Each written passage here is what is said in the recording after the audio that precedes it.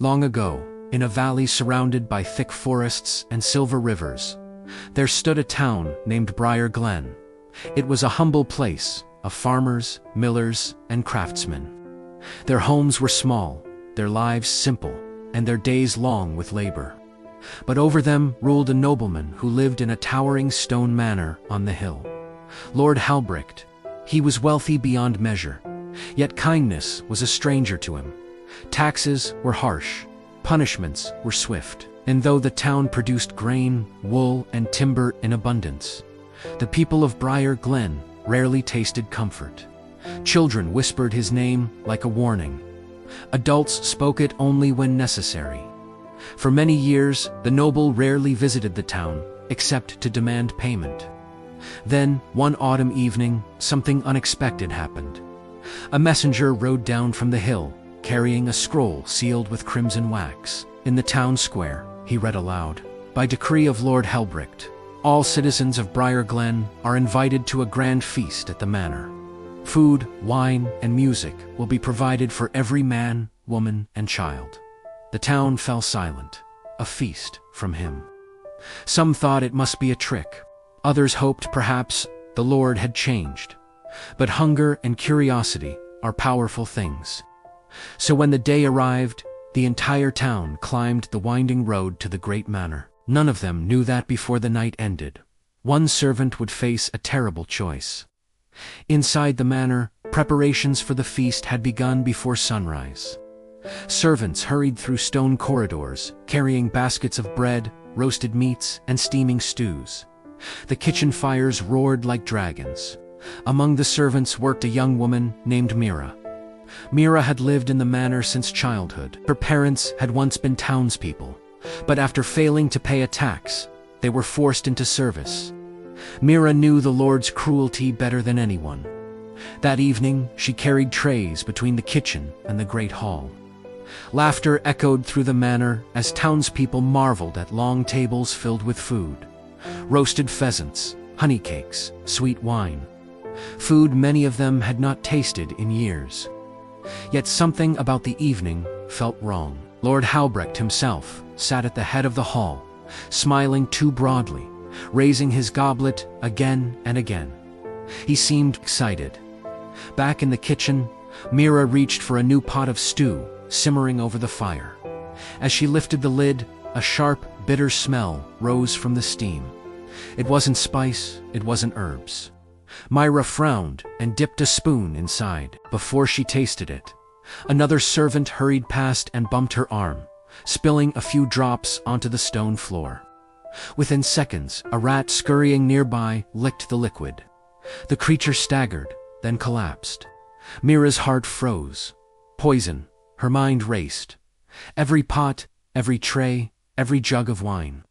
If the poison was in the stew, it might be everywhere. She rushed across the kitchen, lifting lids, sniffing sauces, dipping spoons. The bitter scent lingered in dish after dish.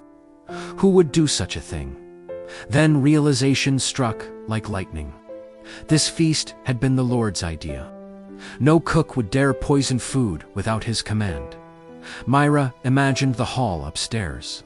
Families laughing, children reaching for sweet cakes, old farmers lifting their cups. If they ate, hundreds would die. But another thought crept in. If she stopped the feast, if she warned everyone, Lord Halbricht would live. The man who had ruined their lives. The man who had taken homes, land, and families. If the town died tonight, the noble would likely die too. The same poison was meant for all. For a moment, Mira stood frozen between two futures. In one, the cruel Lord died. In the other, the innocent lived. Her hands trembled.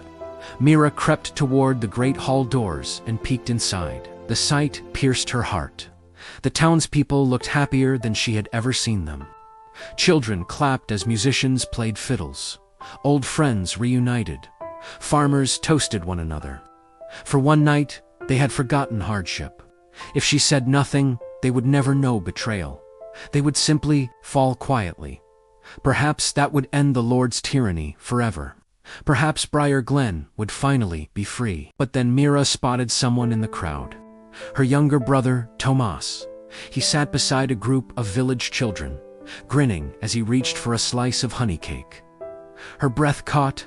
This wasn't about revenge. It was about people. People who trusted that tonight was a gift. Mira turned away from the door. Her decision had been made. Mira ran into the kitchen and grabbed the largest serving bell she could find. Then she burst into the great hall. Clang! The bell rang loudly. Conversation stopped. Every face turned toward her. Lord Halbrecht frowned. "What is the meaning of this interruption?" he demanded. Mira's voice shook, but she shouted, "Don't eat. The food is poisoned." The hall erupted with confusion. Chairs scraped, people shouted. Halbrecht stood abruptly. Silence. This girl is lying. But Mira lifted a small bowl of stew she had brought with her. Watch. She poured it onto the floor. A nearby dog sniffed it and licked once. Moments later, the animal collapsed. Gasps filled the hall. Fear spread like wildfire. No one touched the food again. Lord Halbrecht's face twisted with fury. "You foolish girl," he roared. Guards rushed forward and seized Mira. "You have ruined everything." The townspeople stared in horror. "Everything?" someone asked. A farmer stepped forward. "You poisoned us," Halbrecht sneered. "You miserable peasants drain my lands and my wealth." Tonight was to be a solution. Shock turned into anger. The crowd surged, but Mira shouted again, "Stop, don't become like him." The room froze. She looked at the people of Briar Glen. "If we answer cruelty with cruelty, then this valley will never change." Her voice softened. "We survived tonight. Let that be enough." Even the guards hesitated. The townspeople slowly stepped back. Halbrecht realized something terrifying. For the first time in his life, no one feared him anymore. The feast ended without a single bite eaten. By morning, word of the noble's crime had spread across neighboring lands. When the king's magistrates arrived, Lord Halbrecht's power crumbled like old stone. He was stripped of his title and taken away in chains. But the people of Briar Glen remembered something far more important than his punishment. They remembered the servant who saved them, Mira, the girl who had the chance to let a tyrant fall and, instead, chose to protect everyone, even him. In time, the manor on the hill became a school and gathering hall for the town. And on the night each year, when the harvest feast was held, the people raised a cup and told the story again. Not about poison, not about a cruel lord, but about a choice. Because sometimes the greatest courage is not defeating your enemy, but refusing to become them. And that is the story of the poisoned gift.